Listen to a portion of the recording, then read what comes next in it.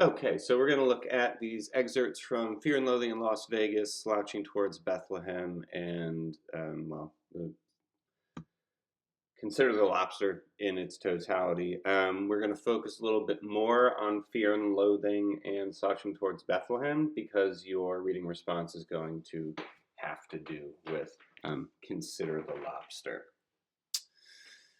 So, I think hopefully right off the bat,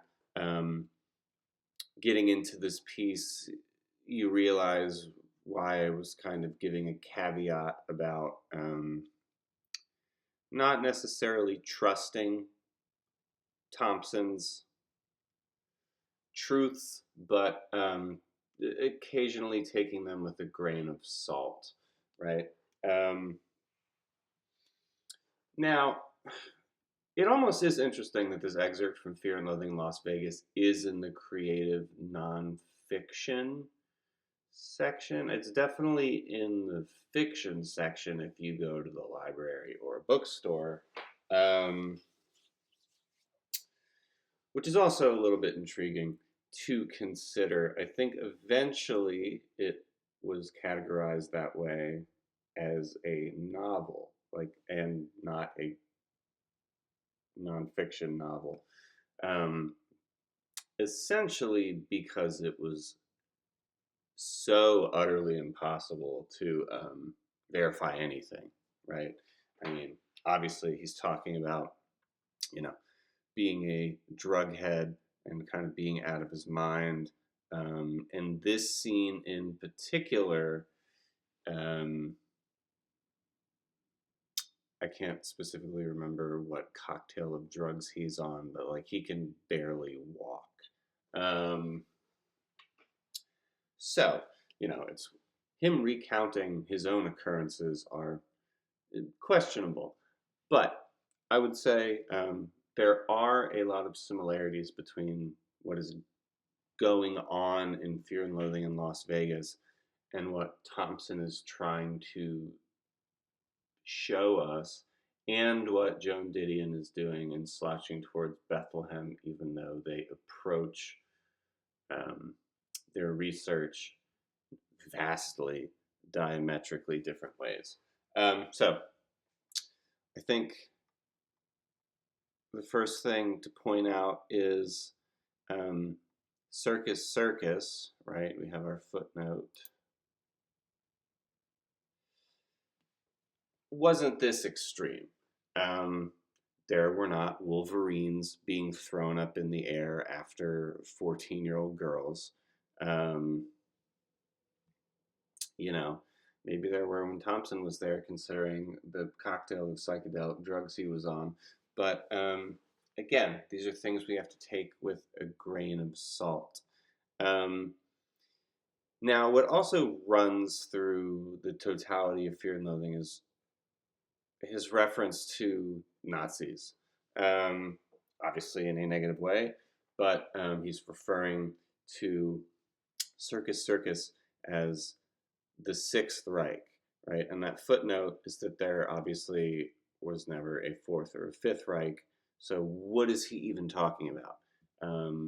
It would have been interesting to know what Thompson considered the Fourth and Fifth Reichs of, um, you know, Nazi German rule. But that's how he sets up this passage, right? Is he's saying that this place is so horrid that this is what Nazis would do on Saturday night if they had won the war and taken over the earth.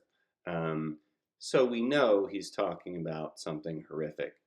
This particular passage is also where he finds the nerve of the brain in what is his search for the American dream, if it even exists, right? Um, there's a very famous passage, which I'm honestly surprised is not in the anthology. It's probably the most famous passage from the book when he's referring to being able to see the wave and where it crested back as the 60s dies, right? And the metaphor of the 60s obviously is going to have to do with, um, this like kind of new Aquarian age that we were supposed to dawn into, right? And everyone was going to be more loving and care about each other more, excuse me. And, just a time um, that was supposed to be better, honestly. I mean, that's truly, you know, what it is. And here we have Thompson, already under the impression that that age has not happened. Now he's trying to find this new malformed version of it. And, what better place to go look for that than Las Vegas, right? This deformed American dream, essentially. Um, you know, the circus that never ends. Again, when suddenly a vicious Nazi drunkard appears 200 feet tall in the midnight sky, screaming gibberish at the world, Woodstock über alles. Um, Woodstock, right? The famous music festival in the 60s in upstate New York. Um, Again, why are they talking about Woodstock? Why would Nazis be doing that? Or these people that Thompson refers to as Nazis? Well, because that's the dream of the 60s, right? Was Woodstock was at the peak. So it's just this wild scene, essentially, where he's realizing that he may not even need to be on drugs to understand the horrors of the world, right? We will close the drapes tonight. A thing like that could send a drug person careening around the room like a ping pong ball. Hallucinations are bad enough, but after a while you learn to cope with things like seeing your dead grandmother crawling up your leg with a knife in her teeth. Most acid fanciers can handle this sort of thing. But nobody can handle that other trip. The possibility that any freak with $1.98 can walk into the circus and suddenly appear in the sky over downtown Las Vegas, 12 times the size of God, howling anything that comes into his head. No, this is not a good town for psychedelic drugs. Reality itself is too twisted, right? So that's the idea, right? Is that the reality and existence of the early 70s in America was such a letdown. Also, consider the letdown of the 60s, Vietnam, right? Everyone's insanely angry and disillusioned at this point, especially young people. And, Thompson wasn't particularly young when he wrote this. I think I mean, debatably. Hang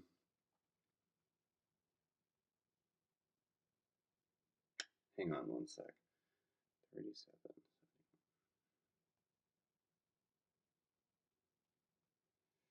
Yeah, he was 35. But, not like a teenager, early 20s young. Um, so he'd seen enough so far in his life, but at the same time, not disillusioned yet. Um, but he's kind of arguing that, maybe we all should be. Now, Joan Didion, on the other hand, is kind of doing the same exact thing in slouching towards Bethlehem. It just seems more reliable, right? I mean, the excerpt from Fear and Loathing almost, but that's the point, doesn't even seem like nonfiction.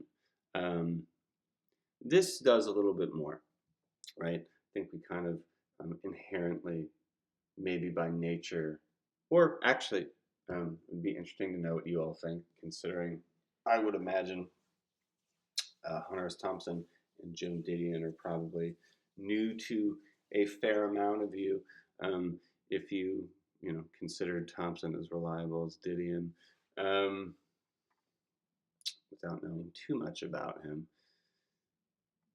So in Slouching Towards Bethlehem, we see the horrors of the 60s, which is interesting, right? Because Thompson is talking about post 60s dream, right? And how that dream is dead. Didion is there while it's dying, and she's seeing how horrible and horrid it can really be. Um, right? I mean, we have these people in blackface hounding these, group of black guys, um, talking about how, on the back of their shirt, Chuck Berry's music was stolen. And this black guy's response is, "Nobody stole Chuck Berry's music, man," says another Negro who has been studying the signs. Chuck Berry's music belongs to everybody, right?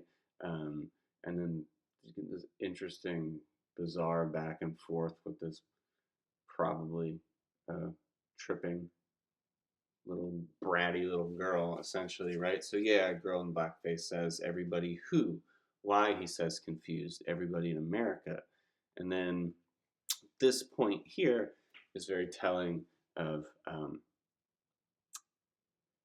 how people felt about America or distrusted it at the time, but they're also wrong, right? So in America, the blackface girl shrieks, "Listen to me, listen to him talk about America.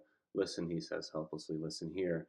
What America ever do for you?" The girl in the blackface jeers. "White kids here, they can sit in the park all summer long listening to the music they stole because their big shot parents keep sending them money. Whoever sends you money?" "Listen," the Negro says, his voice rising, "you're going to start something here. This isn't right." And then, right, "You tell us what's right, black boy," the girl says. So, you know, it's just what Didion is showing us here is, you know, I mean, this girl is also a contradiction of herself, right? I mean, she is the girl that gets to hang out in the park all summer because her parents send her money. Um, Yet she's getting in this black guy's face about America and the American dream, right? Without, one would assume, having the self awareness to realize that she is part of the problem. Um, Obviously, dancing around in blackface and badgering black people at the same time. And Didion obviously clearly understands this, right? Um, Previously, at her first thought is like, "Holy crap, all these people just showed up in blackface." Like, she realizes that that's wrong. Um, and then she asks this kid what they're doing, and they can't even explain themselves, right? "Well," he says, "I'm new at this. I'm just beginning to study it. But you see, the capitalists are taking over the district, and that's what Peter will ask Peter." I did not ask Peter, right? She doesn't need to ask Peter because she knows Peter's wrong, and she's, following her own moral compass, very much so like Thompson, but in a completely different way.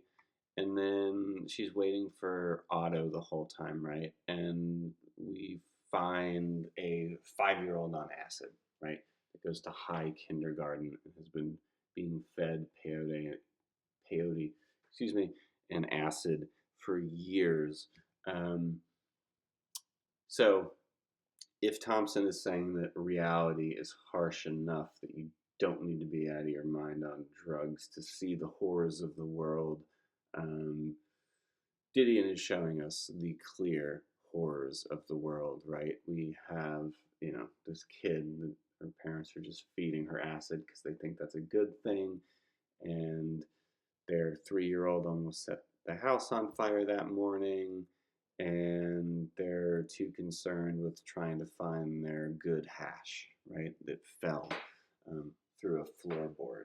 So, again, um, and written like a narrative.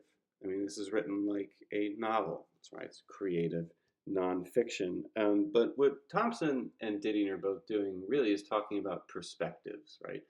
Um, as reporters researching the perspectives of other people and the beliefs um, of others, etc. And very much so also about morals and morality, which is what David Foster Wallace is doing in Consider the Lobster, this title essay.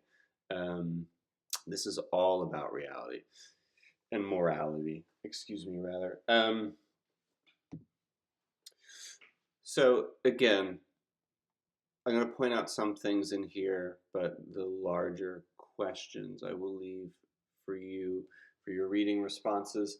But there is an important note to make here. These footnotes are Wallace's footnotes. They are not the Norton Anthology's footnotes, like in, well, and everything else. But, you know, in the Slouching Towards Bethlehem excerpt, Didion did not write a footnote about who, you know, that Bob Weir was the rhythm guitarist in the Grateful Dead. That's a Norton Anthology. Thompson surely didn't write a footnote explaining the Sixth Reich, right? But like I said in the creative nonfiction PowerPoint lecture, Wallace, and I think you can kind of get this right from the get-go of this piece, is methodical in his writing, right? So these are his own footnotes. Now, the background of this is that he is paid to go write about the state fair in Maine, right? And what does he do? You know, I'm sure they wanted a fluff piece about the fair. He has another really great state fair piece, I think it's in Minnesota. And then his perspective on things is considered so interesting that then he was paid to go on a cruise. And he essentially like has like an agoraphobic breakdown on the cruise ship and just kind of doesn't leave his room the whole time and is talking about like how it's smart that there are slots in the soap dish so that it doesn't get scummy. So it's this incredibly observant writer who gets sent to the Maine State Fair and then while staring at lobsters in a lobster tank, writes a whole piece about the efficacy of boiling a lobster alive. Now, this came out in 2004. I think it was last year or the year before. In the UK, they banned boiling lobsters alive because they said that they were sentient creatures and could feel pain. Excuse me. And they did use a lot of science to back that up. But there were some people that just kind of like tossed this essay around, or like, yeah, Wallace was right in 2004, right? So it's a mix of science, and again, remember, one of the purposes or points of creative nonfiction is to maybe understand something like how a lobster's sensory neurons work, and if it actually is sentient and feels pain or not, and make it a little more interesting, right? A little more bearable, maybe, or at the very least readable. But at the same time, it is all about morality and efficacy, right? And he has this very interesting kind of asides when he's talking about the other ways that people will kill a lobster, right? And he goes on this tangent about driving the knife into its head, and about how plus that a willingness to exert personal agency and acceptable responsibility for stabbing the lobster's head honors the lobster somehow and entitles one to eat it. There's often a vague sort of Native American spirituality, the hunt flavor to pro-knife arguments. So this is kind of our first introduction in this piece to the moral question of boiling a lobster alive. And, then he gives examples. People chuck them in microwaves and that people dismember them alive. And then he talks about the pain that lobsters actually feel, right? That they're these, kind of armored sea cockroaches, but they can feel on every single sensor, right? And hair, um, and pore on their shell. So his argument is that they probably feel more pain than we do, even though they're not rattling the pot to free themselves just because of the way that their bodies work. Um, right? And then he's outside the world's largest lobster cooker, and this is what he's thinking about, right? He's thinking about the efficacy and morality of boiling a creature alive when he's supposed to be writing a piece about the fair, right? Um,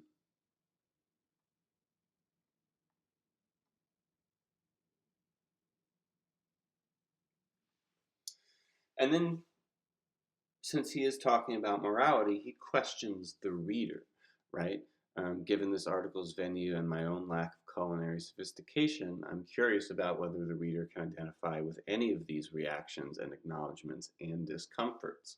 I'm also concerned not to come off as shrill or preachy when I really am. What I really am is more like confused. For those gourmet readers who enjoy well prepared and presented meals involving beef, lamb, pork, chicken, lobster, etc., do you think much about the possible moral status and probable suffering of the animals involved? Um, so that's what he's turned this piece in. But throughout this creative nonfiction piece, we learn a lot about how lobsters feel and function, um, probably more so than we know by the time we get to the end. Again, which is kind of the point.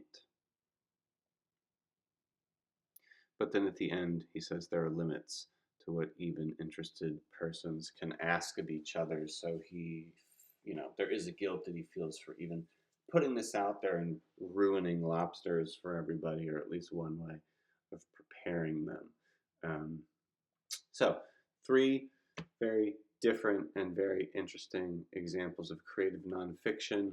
I included the Kentucky Derby as decadent and depraved, as well as Tom Wolfe's piece on kind of his announcement of new journalism as a new literary movement, and those are worth checking out as well. Again, if you haven't yet, don't forget to claim your subject for your final paper. All right, I hope everyone has a good weekend, and I will have your next videos posted on Monday or Tuesday.